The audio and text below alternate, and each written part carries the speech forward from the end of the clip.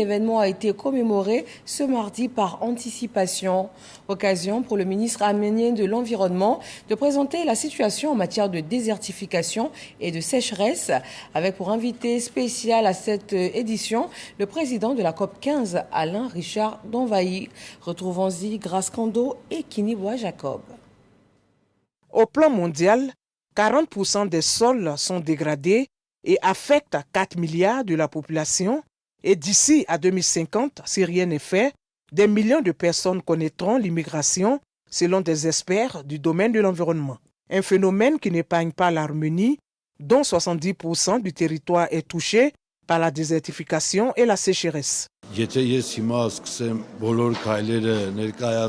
L'Arménie est un pays où, dans le sens négatif, on a beaucoup de dégradation de sol.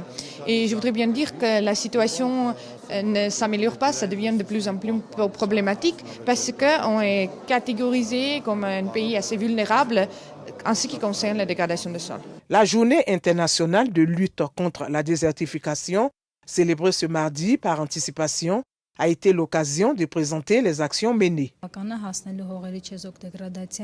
On est parti de cette convention et comme membre, on a alors travaillé sur la restauration des forêts, avec les réservoirs, avec la gestion d'eau, avec beaucoup de changements qui sont nécessaires pour trouver les solutions aux problèmes de dégradation des sols qui deviennent de plus en plus graves. Et aussi, on a des buts qu'on doit atteindre jusqu'à 2030. Et avant 2030, on espère qu'on aura la possibilité de les achever avec nos partenaires. Invité spécial à cette célébration, le président de la COP 15, Alain Richard Donvaï, a salué les efforts fournis par l'Arménie en matière de lutte contre la désertification avant de faire des propositions. Une coopération internationale est nécessaire pour échanger les bonnes pratiques, mais aussi pour permettre les financements plus aisés des projets. Mais aujourd'hui, l'Arménie a pu mettre en place une stratégie et une planification. Et nous avons pu constater à quel point le travail de conscientisation sur la dégradation des sols et la lutte qu'il faut mener a été faite dès le plus jeune âge. Nous avons pu constater qu'il y a une sensibilisation énorme, une prise en compte au niveau du gouvernement, ici même, pour que des actions spécifiques soient menées dans la lutte contre la dégradation des sols et la désertification.